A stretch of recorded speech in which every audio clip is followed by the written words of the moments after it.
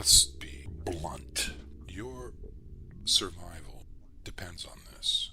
STOP, stop process. The survival of any of your kinfolk, the children and their children, is definitely in peril. This isn't going away. You can't close your eyes and it will somehow magically be solved. This is a really big deal.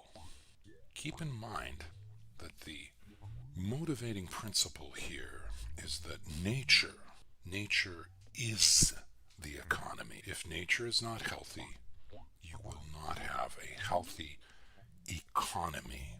So, Mother Nature, Father Nature, they are the incorporated corporation that owns the whole caboodle.